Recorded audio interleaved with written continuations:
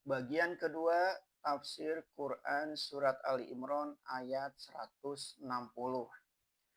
Kemudian datang penutup ayat 160.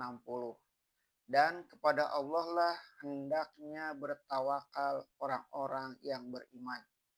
Sesudah pada ayat yang terdahulu Allah laksanakan mengulurkan tangan menyambut orang-orang yang bertawakal dengan firman-Nya bahwa Dia amat suka kepada orang yang bertawakal. Maka ujung ayat ini adalah anjuran kepada orang-orang yang beriman agar mereka segera menyambut tangan itu. Sebagaimana telah kita ketahui, bertawakal artinya ialah berserah diri. Tawakal adalah akibat yang wajar dari iman. Tidak mungkin ada orang yang mengaku beriman yang tidak bertawakal kepada Allah. Berserah diri lain artinya dengan berdiam diri. Tawakal hendaklah disertai ikhtiar. Apabila Allah telah memberikan janji yang pasti bahwa jika Dia hendak menolongmu, tidak ada kekuatan lain yang dapat mengalahkanmu. Dan jika Dia hendak mengecewakan kamu, tidak ada sesuatu sesudah Dia orang lain yang dapat membelamu. Orang yang beriman tidak akan bermenung berdiam diri, melainkan lekas-lekas mendekati Allah.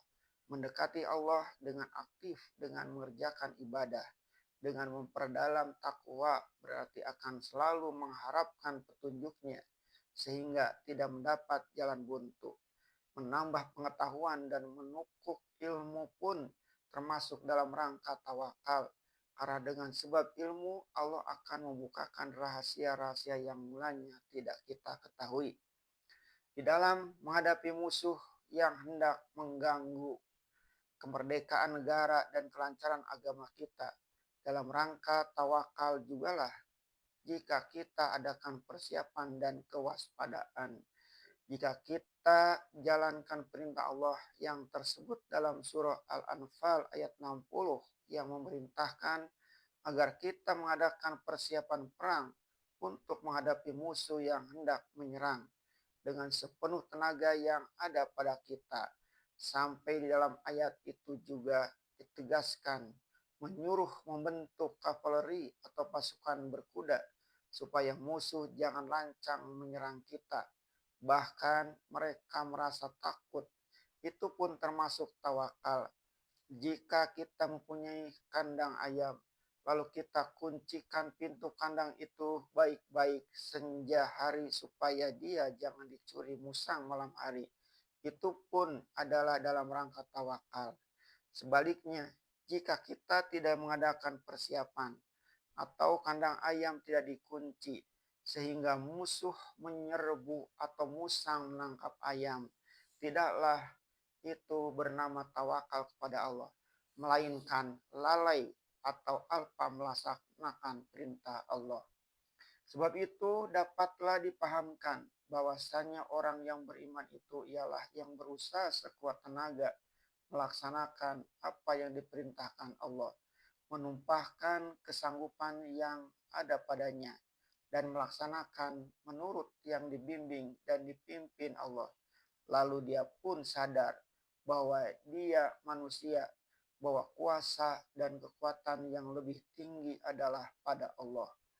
Dan tawakal kita membuat satu rencana, misalnya satu pemerintahan membuka persawahan, memperbaiki penanaman padi, menyediakan pupuk dan memperhitungkan musim hujan, dan menjaga erosi tanah, karena mengharap moga-moga hasil padi tahun ini naik daripada tahun-tahun yang lalu. Alangkah indahnya jika segala rencana ini diberi patri dengan tawakal.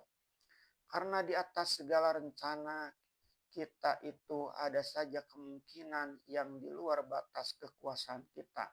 Misalnya musim panas terlebih lama dari biasa atau musim hujan.